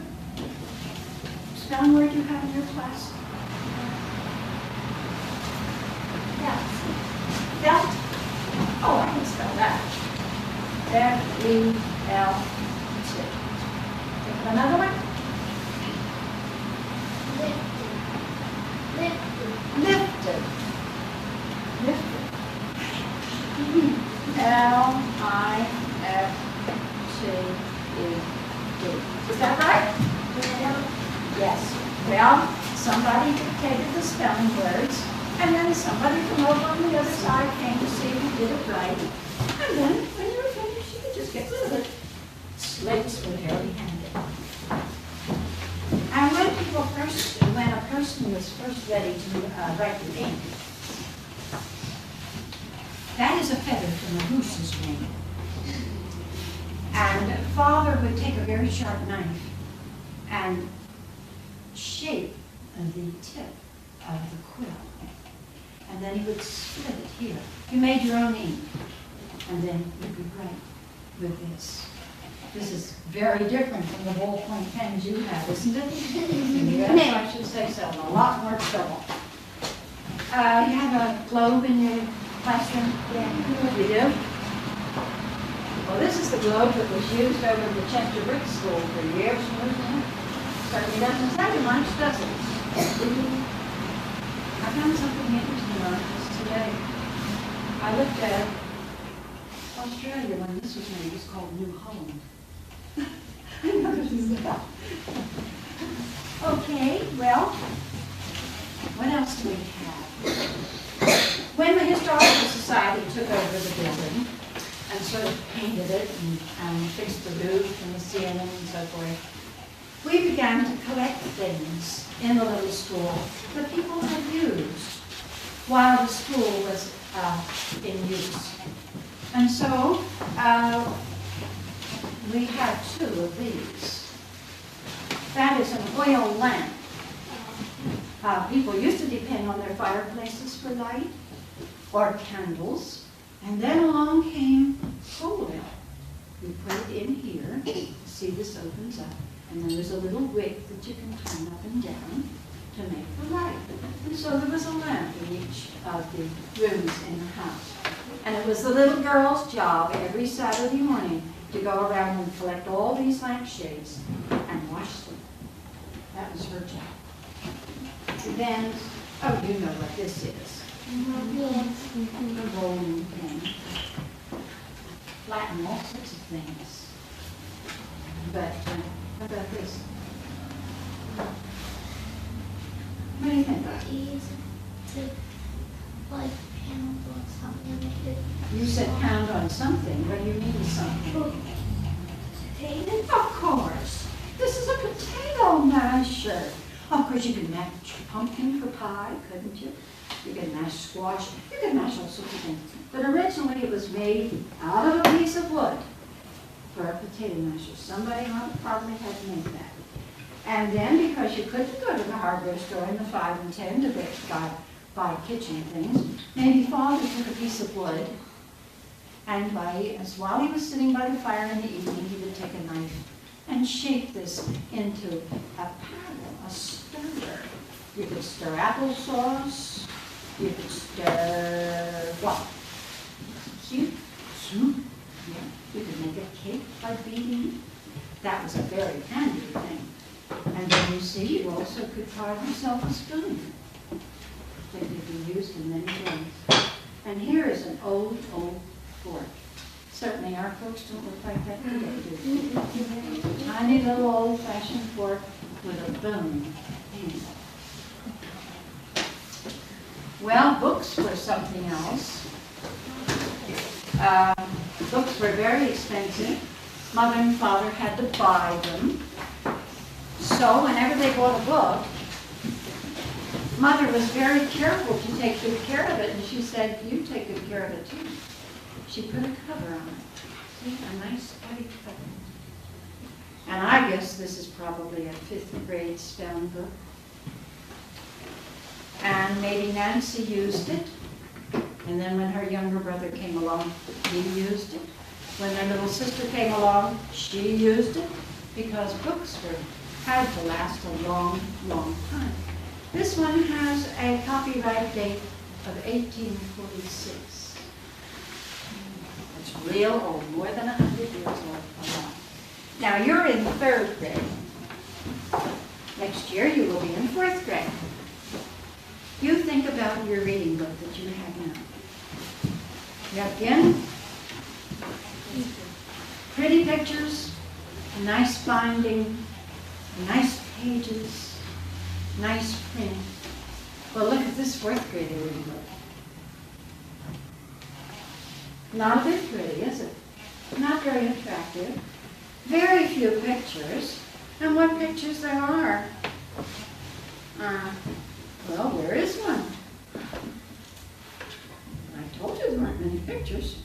There's a picture, a black and white. That's very different from your, and yet this book was used in a maple shade school. in 1888, so it was used right here in this building. That's the kind of a reader they had almost 100 years ago. So you see, things are a lot more attractive for you in school these days. And everything's free. Teacher hands you books, teacher hands you pencils, rulers, paper. Back in those days, Mother Charlie had to buy everything. I guess we can show you some of the other things we have collected. As we said, people had to do an awful lot of their own work. This is a plane, a wood plane. And Father used it to smooth a board, to make a table or a bench. You see, you put it down on the wood and you pushed it. And there's a sharp blade under there that smooths the wood. It's called a wood plane. If you had a smaller job to do, then you had a smaller plane. And there's a different one. Different kind. And some of the people even had to make their own bricks. Now, this is one of the original bricks that was made up here at the Brickyard in the shade.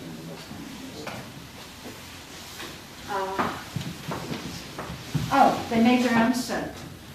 You couldn't go to the Acme and buy ivory soap or Lifebuoy or Coke. You would make your own soap. And this is a piece of homemade soap. It was a nuisance to make, too. Because you had to save, from your cooking, you had to save all the fat, yes. How was it so big? Well, they saved all of the fat from their cooking. Have you ever seen Mother, when she has cooked a roast, maybe it gets cold and there's sort of white fat comes to the top? Well, every bit of that was saved. And then they burned wood and saved the ashes and let water run through the ashes, and that made lye. So they combined that fat and the lye, and somehow or other they cooked it and turned it into soap. Don't ask me how. But they had to make their own soap. And you see, that's why I say that when these people who lived on plantations had so many things to do. Every boy and girl had their own job. And if they didn't do it, then things didn't go well. This is something else interesting. Anybody know what that is? So that Could be. basket? Could be, but it goes this way. You don't hold it this way like a basket. You hold it this way. Yes. Something like for a horse? Uh-huh. Yeah. In the springtime, when they planted the corn, and it came up young and green and tender, when the horse was helping to cultivate the field to get out the weeds, he thought that corn was green and young and tender too, and he would like to nibble at it. Well, that wouldn't do. So they put this over the horse's nose so he couldn't eat the tender young green corn. Another thing folks had to do, they had to have their own blacksmith shop. And these are some tools that were used in the blacksmith shop. Here's an anvil. They had to shoe their own horses. And sometimes in the very early plantation, every plantation owner was able to shoe his own horse. But then the time came when there was a man who did particularly good work at shoeing horses. And so he said, all right, I'll shoe everybody's horses. So he built himself a little blacksmith shop, and everybody who needed a horse shod brought the horse to him. And then somebody else said, well, I make good shoes. Why don't I set up a shoe shop and I'll make everybody's shoes? So you see, the man who made little Mary a pair of shoes maybe got a dozen eggs in return. Or if he made Johnny a pair of shoes, he got a piece of smoked bacon. They traded back and forth the things they had. I'll do something for you, and you do something for me. And that's how we got bakers and shoemakers and blacksmiths, they began to feel that if each one did the thing he did best, that would be good. Well, these always are a question. People have all sorts of ideas how these things would be. What do you think? What do you think these would be? A tennis racket. Well, it's a little small. You could use it that way. Fly swatter. Well, this one might catch a fly. I'm questioning about this one. That fly would get away. But they were both used for the same thing. What? What? When you put it in the, like mixing it and you go like this. Could be, but I don't like that metal particular. I'd rather use one of those wooden things. When you're going to take something out of the oven, you would slide it in. You know, you could do that. And somebody else said you could lay a piece of bread on it and put it in and toast it. But that's not the way to do it. I'll tell you. Your mother have a vacuum cleaner? Yeah. Well, before there was any electricity, there were no vacuum cleaners. There were only brooms. And brooms didn't always do a real good job. So every year, you had to move all the furniture out of the living room into the dining room, take up the carpet, take it out in the backyard, put it over a line, and go bang, bang, bang, bang, bang to get the dust out. These are carpet beaters. And it was always the boys' and girls' job. It would be your job or your job or your job to beat the carpet in the springtime or in the fall, usually in the springtime. And you know, it was always fun. If the carpet were hanging over the line, like this, then if Mother would let you, you could make a tent of it and play in it as well as banging the carpet. So it was fun to play and work too, wasn't it? But as I say, everybody had their job and everybody had to do it. Did we tell you that this is a pot-belly stove and that it's over in the corner out of the way now? But when the school was in session, if it had been over here, that little girl and that mother would have been kind of cool. They were a long way. So the stove was in the middle and everybody got heat. But it's coal stove. It was burned coal. You know coal? Yeah. It comes out of a mine. You put it up here in this part of the stove, and it burns real nice and hot. The ashes come down below, and somebody has to take out the ashes. That was always a boy and girl's job, to take out the ashes. And before electricity, Mother had something like this. This was called an iron, a flat iron, and maybe she had 3 or 4. And she would put them on the stove and get them hot. You see, the handle comes loose. And when she would take one and iron until there weren't any electric irons, and it wasn't permanent press either. So she would iron until this got cool, then she would put it back on the stove, take another one. And so she could keep ironing by keeping her irons warm that way. When people went out of doors at night, there were no street lights, and in the houses there were just oil lamps or something like that. So they took a lantern with them. And if you took a lantern at night, that kept you from stepping in puddles or stubbing your toe and falling you down, because you could see where you were going. And if you had a wagon, you tied the lantern under the wagon, and that lighted your way along the road, which weren't that great in those days. And here's another lantern that they used on the railroad. It was red and could be seen at night and in the daytime. You would light it, and then the brakeman at the end of the train or the freight would get out and he would swing it back and forth. And that would tell the engineer up at the front of the train that everything was ready to go. How about this?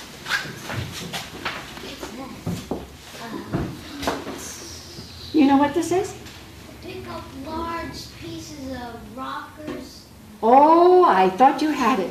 You were right when you said pick up large pieces of what? Coal. Wood. All sorts of interesting guesses. When you the stadium. Yes, you could. You could use it in any one of those ways. But the special use that it had was to pick up a big piece of ice. Now, long ago, the plantations had ice houses on their plantations. They would dig a deep hole, and then they would put a little house over it. During the winter, they would go down to the Pennsauken Creek, the south branch, or up to the north branch of the Pennsauken Creek, and they would cut ice in the winter. And they would haul it up to the ice house, and they would pack it in this cellar of the ice house and put sawdust all over it. I don't even know if we know sawdust these days. Put sawdust all over it, and it would stay there all summer. That's the way they kept their food cold.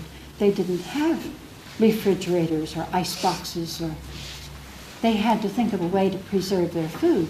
And so they had these big ice houses, and the ice would last all summer. They could keep their things in there. And then later on, when we began to have ice boxes in our house, before we got electric refrigerators, the iceman would come around with a wagon loaded with ice, and if you had an ice box that would take this much ice, he would bring you 50 pounds. If you had a big ice box that would take this piece of ice, then he would bring you 100 pounds of ice. And it just get like that. He came every day in the summer and twice in the winter. Oh, here's something interesting that we haven't looked at before. What is that? Yeah. This is something that you could roll something on? You could. Do you have an electric heating pad at your house? No. Huh? Yeah. You do?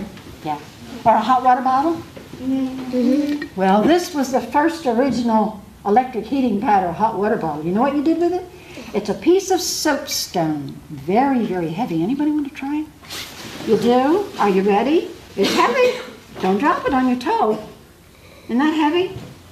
Well, they would put this in the fireplace or put it in the oven of their stove and get it real hot. Then they would wrap it up in a piece of blanket, and when they went out in the winter in their sleigh, that's what kept their feet warm. Or if they went to church, they took it with them, because do you know that in those early days, church lasted 3 hours. And churches didn't have any heat, so you were mighty glad to have something like this to put your feet on. Yes. Can I try and make that? Well, if you think you could, you can try. Only this one. Come on. You ready? Watch everybody's toes. It is heavy, isn't it? Kind of. Kind of. All right. You know this? Of course you do. What do you use it for? You take your clothes and... You certainly do. You have a big wooden tub and you fill it with water. And you put this in the tub, put your soap up here, and just go to work. And this takes the place of your mother's electric washer. And when you had washed and rinsed your clothes, you had to take them outdoors and hang them on the line, because there weren't any clothes dryers in those days. Now maybe this is the oldest thing we have. Notice that it has 4 legs and kind of has a head, and you could sit on it. What do you think it's called? Oh, Well, seesaw. it could be, although I don't think it goes this way. What do you think? A bench. It's a bench of some sort. So, It's a shaving horse. See, it looks like a horse. That's why it's called a shaving horse. Who wants to show us how this works? Okay, come on. Get on the horse. Now, this is a father who's going to make a smooth piece of wood for something that he needs. So, he takes his piece of wood and he puts it under this. And then he puts his foot against that pedal down there. Push. Push real hard and keep it there. What does that do to that piece of wood? shaves it. No. What does it do to that piece of wood when you press on that pedal? What does it? Dents it, No, squishes it, no, cuts it. no. Holds it tight. It holds it tight. You see, you can't get it out of there while he's pushing on that pedal. Holds it tight. And then he takes what we call a draw knife, and by working on this piece of wood, he can get it real smooth and nice. And then he releases the pedal. He can turn it over, put it back in, push on the pedal, work on the other side. Very handy. You work while you're sitting down. That was the nice part of it. You could work sitting down. And if you want to make something round, you use something like this. Okay, thank you. This came from an old barn over from behind the house at 73. Okay? Do you have any questions?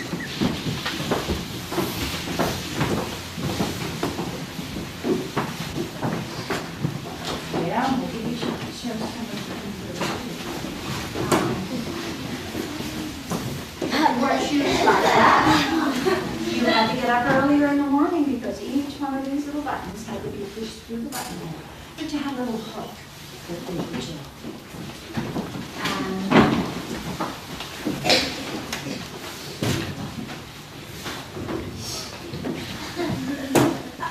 These are kind of interesting. This was the kind of hat that a boy might have worn years ago. And this is one a little girl might have worn. See, it's made of cotton. But in the wintertime, she would have a wool one. And it would protect her face from the sun in the summer and her face from the rain and the snow in the winter. Would somebody like to try this on? You would? Okay. Turn around and face them so they can see how good looking you are. There you go. Now, who's going to wear the bonnet?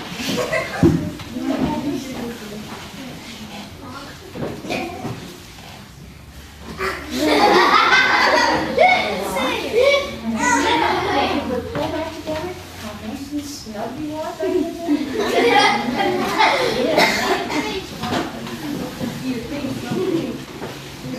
other questions? Well, when you go out, nobody asked me, what happens if anybody misbehaves? Nobody asked me that. Huh? What? Leave the room. Well, if you left the room, you'd have to go out in the cold. When I think boys and girls in those days were like boys and girls today. They like to tease. Or maybe they got into real trouble and the teacher would say, here's for you. See that dunce hat over there? You go on and stand in the corner with the dunce hat on. And that makes you embarrassed. What? It's up there back of the door. But that's what happened when you were finished. You didn't have to leave the room, and you weren't sent to the principal because there wasn't any principal. I used to get them. Oh, and when you go out, will you show them the group? And at the time of our bicentennial, these children were near infants. Our oldest friend, who's still living, Mr. Moore, took this mallet and hit the hoop out there 200 times because our country was 200 years old. And then they gave us the mallet. Now that hook out there came from the wheel of a railroad engine, and it was our very first fire alarm. If there was a fire, there was a mallet that hung, and if you pulled on the handle, then the mallet would fall down and strike the wind, and it could be heard a long way away. So this is one of our first fire alarms. Is there anything else you want to ask? I'd like to go back to the teacher. Name of the teacher. Oh, yes. We have a picture of the last teacher who taught in this building. Her name is Priscilla Gardner. And when you come over here, you might look and go, I don't know what you remember, how beautifully she wrote. She had lovely handwriting. But she was the teacher who was the last one here. And she went up to the top of the school. And there was 2 rooms. And it was She was Yes. What's that thing up there by the door? Somebody asked me why we had all those wire screens on the outside of our windows. And we have that up there for the same reason. There are some people you know who don't know to leave other people's things alone. And so those screens are so no one can get in the windows. And that thing up there is to tell the police if anybody comes in the building. Just as soon as there's any movement in this room, that makes a signal in the police station. And we had to use it once. Somebody thought they should come in and take from here whatever they wanted, whether it was theirs or not. And sure enough, the police came and helped them. They should have. So that's why we had to have it, because other people do not leave things alone. Any other questions? Yes, Mrs. Cutler, the quilts. Oh.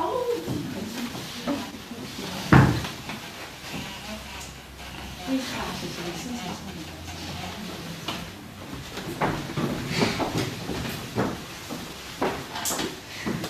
I seem to keep emphasizing that people had to do things for themselves in days one time. Just couldn't go over to the mall or Selfridges or Pennies and buy a blanket or a quilt. You had to make it. And so the folks had their sheep. They sheared the sheep, they washed the wool, they spun it with thread, they made it into cloth, and the feathers that came from the goose, they made pillows, they even made big mattresses they put on beds called feather beds.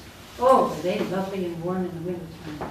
And so this is a quilt that someone made up in northern Pennsylvania. It's made of wool, it's lined with wool, so it was a nice warm. But you see, this piece is this shape. This piece is another queer shape.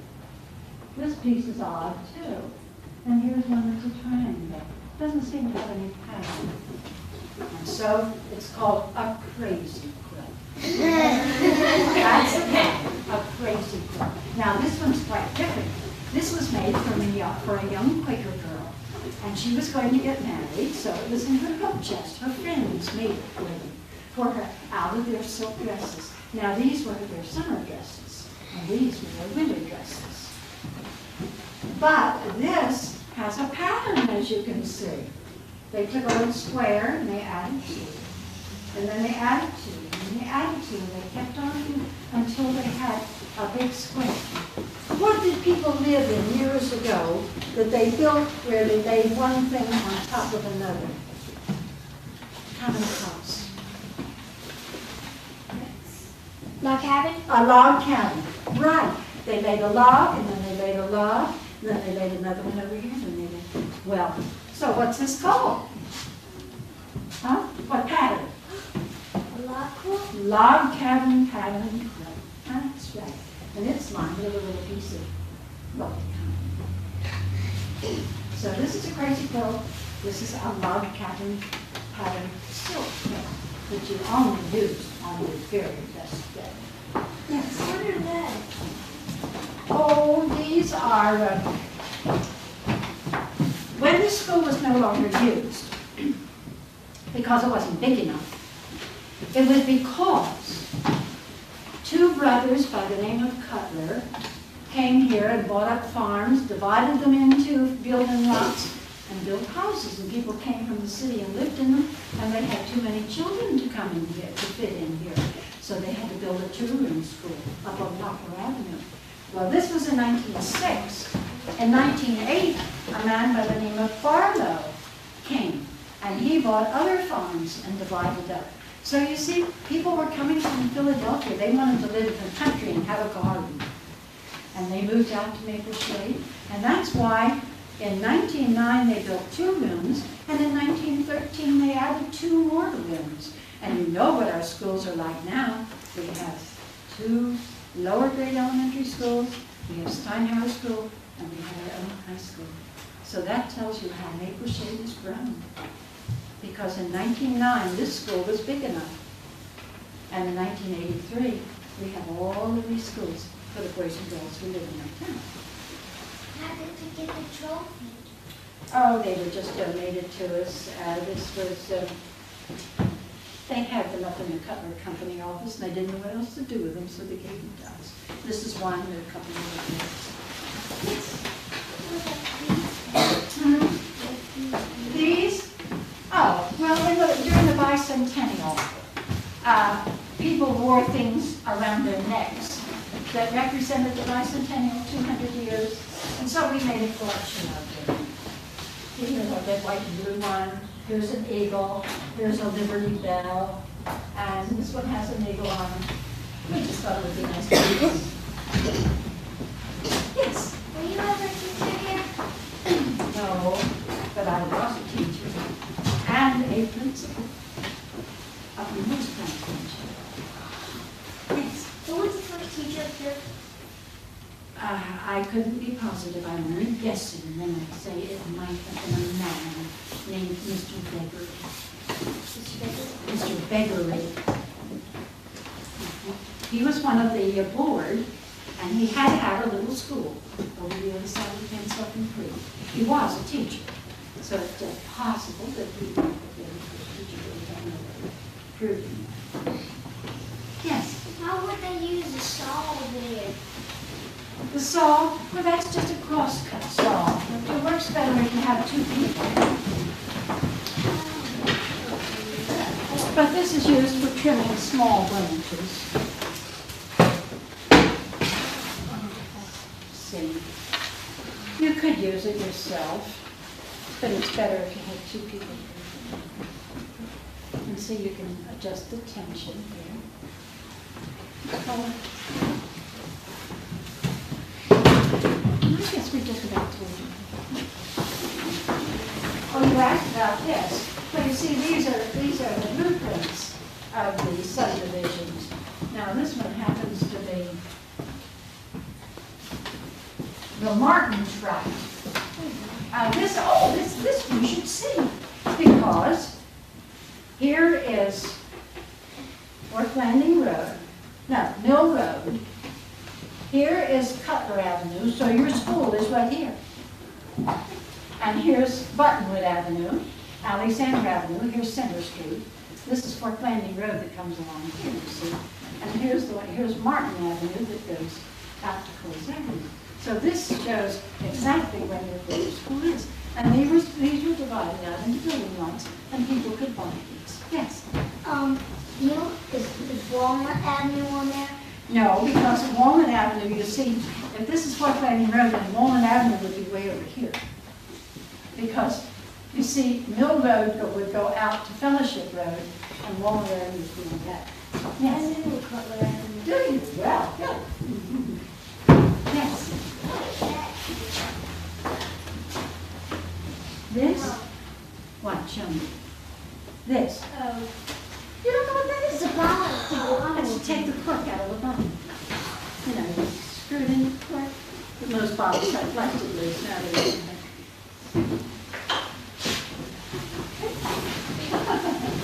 Yes.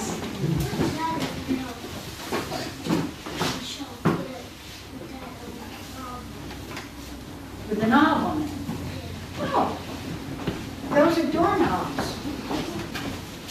See, here's one made of china. Here are two made of wood. Here's one made of glass. And here is the lock, you see, that the doorknob went into. And that came from an old house that was built in 1836 back on North Fork Landing Road, where Pine Acres Nursing Home is now. The only thing we have left from that house are these doorknobs, that lock, and one very old shingle. It's a cedar shingle, and it's the only roof the house ever had. So that proves that cedar shingles are really good for a house. Yes? What is that thing? The thing at the beginning? This? Well, this is something that a carpenter would use to establish an angle. You see, you can open it here and spread it out. Would be a tool that you would use if you were building something. Yeah.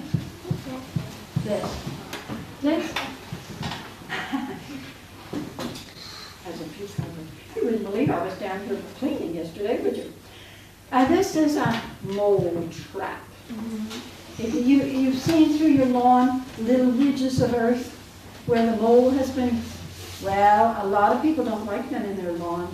So if you put this down in your lawn, work this spring somehow, he comes along, this thing comes down and grabs him.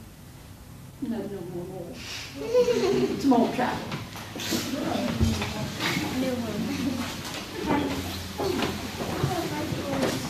These are pretty much the same thing as these. They have all of the lots laid out. Here's one that's fine.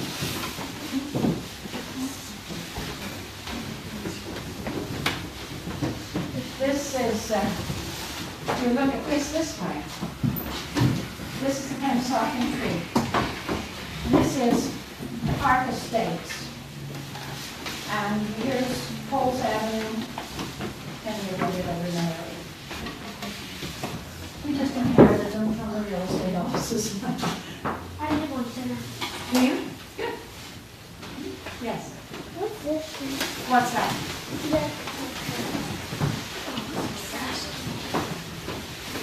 Oh, I can't look that up to show you, but that happens to be, you could use it for two things. You would collect the fat from your meat, and put it in this thing, and turn the crank, and the press would go down, and that would give you some of the fat to make your soap. Or, if you put an attachment on the end, you could mix up the sausage meat and put it in there, and it would force it out in a little row that would go into the skins to make sausage. So this was either a sausage press or a fat press. What's that? Yeah. It's called an auger. And you use it this way in the ground to make a hole for a fence post. And this came from Asa Matlack's blacksmith shop. And his father was Reuben Matlack. They had a blacksmith shop over on Route 73. And you see, everybody brought their blacksmith jobs to them. And that's how we got a division of labor. What's that thing in the middle there? This would be something that a carpenter or a wagon builder would use to make a straight line. It has a little needle in it, and then you pull it along on a piece of wood. It makes a straight line. What's that thing right down there? Well, that's this. Well, that's called a square, and that's how you get another square corner. They had all sorts of tools to help themselves do a real good job. And they began, they would realize that if they had something, then they could make it themselves. But these were tools that somebody would use in a carpenter shop. Okay? Well, thank you for coming.